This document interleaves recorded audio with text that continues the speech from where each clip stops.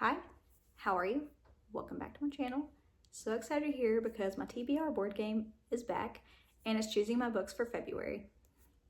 I had a few requests to bring it back and yeah, and I've actually missed it. It's been a few months. Last time I did it, I tweaked the rules a little bit to make it a little bit more mood reader friendly. So I'm keeping those same rules. For those of you who are new, I will explain it whenever I bring the board game out so you'll understand kind of what's going on. But yeah, let's get to the first book. As promised, TBR board game is back. So excited. I've had a few people ask for the board game back. Here it is. I'll explain it. Don't worry if you haven't seen it before. Yeah. First of all, I'm going to shuffle the cards. These little prompt cards, these are if I land on a normal space, which are these colors here.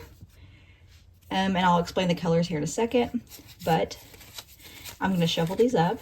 And the colors on the cards don't mean anything. These are just for fun. But if I land on one of those spaces, I draw a prompt card and it tells me a little bit more about what book to choose. So, mostly. I'll explain. Okay, so shuffle those up a little bit. These are plot twist cards. These are if I land on a challenge space. And I'll tell you what the challenge spaces are. Give me just a moment. I'm just going to shuffle these up just a little. I saw that one, so I'm going to put that in the middle. Okay. The challenge spots are haunted by ghosts, attacked by spiders, consumed by slime, and abducted by aliens. Those are the challenge spaces. Those are the ones where I have to draw a plot twist card. Those are the challenge cards. Just a little bit harder. They're a little bit harder prompts. Now, the color spots. Now, I change these up every now and then. Right now, they're very mood reader friendly. Almost. This one here, this like bright orange, is wrapped. That means they are books that I've wrapped up in wrapping paper. I don't know what they are. They're ones that have been on my shelf way too long. Non-horror speaks for itself. Horror speaks for itself. Wild, this is like whatever. I can choose to pick one out of a bucket. I could choose to pick a wrapped book, an arc, whatever. And then this pink is an arc. I choose one of my many arcs that I have that I need to be reading because I'm trying to chip away at those as well. Also, I didn't say this right here, these little witches. Those are, I pick one out of my witch bucket, and they're books that are just unread on my shelf, and whatever I draw, they're all horror. Whatever I draw out of the bucket, I have to read it. So, I'm going to let it choose 5 books for me. That way I have a little bit of room to read other books that I want to read. So let's get into it. Book 1. 12. That's a big number. 4, 5, 6, 7, 8, 9, 10, 11. Already, we already have a challenge. All right, so plot twist. Well, actually I drew 2. Okay, 1. Read the longest book on your TBR. And this is like any genre, by the way. The plot twist cards are any genre. It doesn't matter horror, non-horror. So we'll see what the longest book on my TBR is. Okay. Already, I have a challenge. So already the board game is being a little bit mean. And that was read the longest book on your TBR. And for that one, we have this one. Kind of perfect actually for February and for Valentine's Day. Twisted Little Love Story, and it's called Dottie for You, Season 1 by Regina Watts. How freaking fun is this cover? Sorry about the ring light, but how fun. It's nice and twisted. The back, I'm not going to read you the entire synopsis, but it says Dottie loves Harold, Harold loves Dottie, Harold and Dottie both love Dulcet. And it also says, read the complete first season of the flavorful billionaire love story that reads like American Psycho meets 50 Shades on a bad acid trip.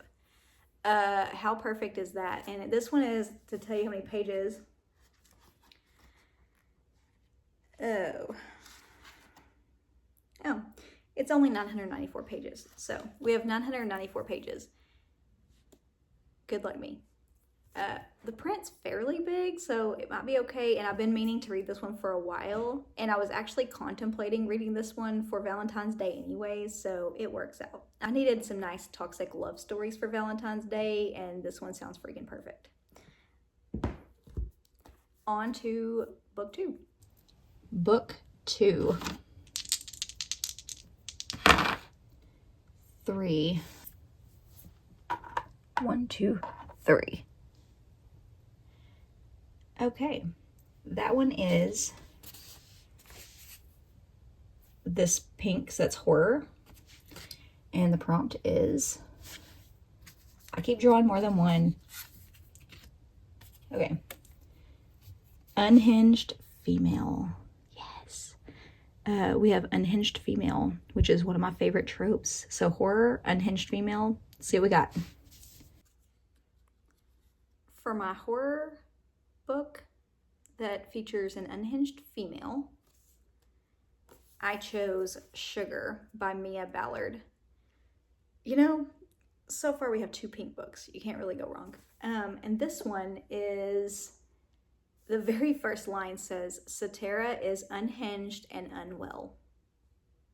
That sold me right there. Says, when 35-year-old Satara Stratton discovers her husband Dean's treacherous affair with her best friend Lila, she plunges into familiar territory, deceit and death. Having disposed of men before without a hitch, she finds a new thrill in this betrayal. But with Lila on a crusade to expose her guilt, Satara must outpace everyone to keep her secrets safe. Her fate intertwines with Millicent Garcelle, a love witch whose tempting spells seem a perfect solution to Satara's woes. With newfound power at her fingertips, she gleefully manipulates the affections of those around her. Yet Satara's lust for love proves her ultimate downfall, and she soon learns that while it's easy to bend others to her will, controlling her own heart is a perilous art indeed. Prepare for a darkly compelling journey where the boundaries of desire and devastation blur and the quest for love becomes Satara's most lethal game. I think this one's also perfect for Valentine's Day, so it's working out so far. On to book 3. Roll 3. 9.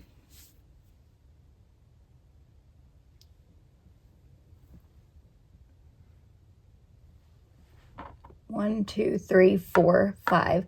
I choose to go this way or that way. So I think I'm gonna go with another challenge. 6, 7, 8, 9. It's pretty brave of me. It's either that or the witch bucket. I don't know what that's gonna be. I'd rather choose my own. So I'm gonna go with this one. Read a book recommended by another booktuber. Ooh, okay. Let's see what we got. We have read a book recommended by another book talker. And this could be any genre, because on my challenge prompts, they're any genre. And for this one, I chose The Wind-Up Bird Chronicle by Haruki Murakami. This one, I saw Kelsey with Slime and Slashers, I think like a year or 2 ago, say this was one of her top ones. She gave it 5 stars. And it's one that I had bought that same year and still haven't read it. So, and look, it also has pink. I'm having a whole pink moment here. I don't know. We'll see what else we end up with. But yeah, this is perfect. The Wind-Up Bird Chronicle is a tour de force and one of Haruki Murakami's most acclaimed and beloved novels. In a Tokyo suburb, a young man named Toru Okada searches for his wife's missing cat, and then for his wife as well, in a netherworld beneath the city's placid surface. As these searches intersect, he encounters a bizarre group of allies and antagonists. Gripping, prophetic, and suffused with comedy and menace, this is an astonishingly imaginative detective story. An account of a disintegrating marriage and an excavation of the buried secrets from Japan's forgotten campaign in Manchuria during World War II. So yeah, I've heard this is really good, obviously. And Kelsey and I have very similar taste in books, so I feel like I'm gonna like it too. Super excited. On to book 4. So I realized after the fact that I thought I was filming, but I wasn't. So you didn't get my footage of the roll or the pick, but it landed on the witch bucket. And so I had to pick out of the bucket, and I ended up with the verifiers. And the witch bucket is horror and thriller. So the verifiers is by Jane Peck. And this has been on my book for years. I got it from Book of the Month years ago. And this isn't highly rated on Goodreads. And I'm not like really thrilled about reading it, not super excited, but whatever I draw, I have to read it. So we're gonna go with it. And it says, Claudia Lynn is used to disregarding her fractious family's model minority expectations. She has no interest in finding either a conventional career or a nice Chinese boy. She's also used to keeping things from them, such as that she prefers girls, and that she has just been recruited by Veracity, an online dating detective agency in New York with its own secrets. A lifelong mystery reader who wrote her senior thesis on Jane Austen, Claudia can't imagine a job more fun, or to her family, less suitable. But when a client goes missing, Claudia starts digging deeper than she's supposed to, right into a maelstrom of intrigue and deceit. Part literary mystery, part immigrant family story, The Verifiers is a witty and incisive examination of how technology shapes our choices and of the nature of romantic love in the digital age.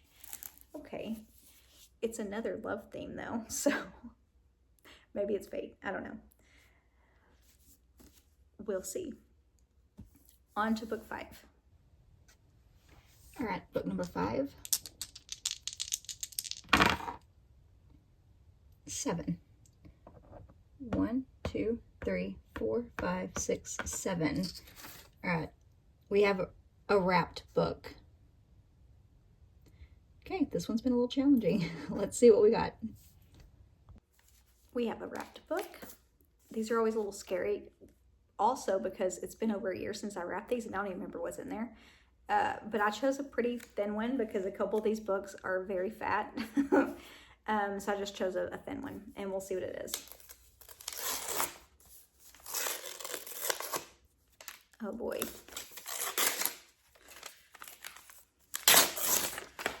Okay. The Invention of Sound. Yeah. By Chuck Palahniuk. I believe that's how you say that. And it's also pink. I only have one that wasn't pink. That one threw off the whole vibe. Gates Foster lost his daughter Lucy 17 years ago. He's never stopped searching. When a shocking new development provides Foster with his first major lead in over a decade, he may finally be on the verge of discovering the awful truth. Meanwhile, Mitzi Ives has carved out a space among the Foley artists, creating the immersive sounds giving Hollywood films their authenticity. Using the same secret techniques as her father before her, she's become an industry-leading expert in the sound of violence and horror, creating screams so bone-chilling they may as well be real. Soon, Foster and Ives find themselves on a collision course that threatens to expose the truth of Mitzi's dark art and the violence hidden beneath Hollywood's glamorous facade, a path that will either fulfill their most desperately held dreams or tear them to pieces. I really haven't heard anybody talk about this. I've heard people get it, and I've seen on TBRs, but I've never heard anybody say if they liked it or not. So I don't know. If you've read this one, let me know if you like it or not. So otherwise, I have no clue. We'll see. But yeah, it's fairly short. Hopefully, I can get to all these. So the TBR game chose 5, so I have a little bit of room, hopefully, to read some others if I want to, some ARCs or some other books that are on my TBR, or maybe some toxic love stories since it's February. Either way, I'm excited. If you want to see the whole pile, the whole stack, everything I'll be reading, this is it. Yeah, let me know if you've read any of these, what you thought of them. Without spoilers, obviously, but this is the whole stack. Also, let me know what you're excited to be reading in February. Would love to know. Always happy to add to my TBR. So next Tuesday, I will be talking about my January reading wrap up. Yeah, I've read a lot of really good books in January, and I'm excited to let you know about them. I will see you next week. Bye for now.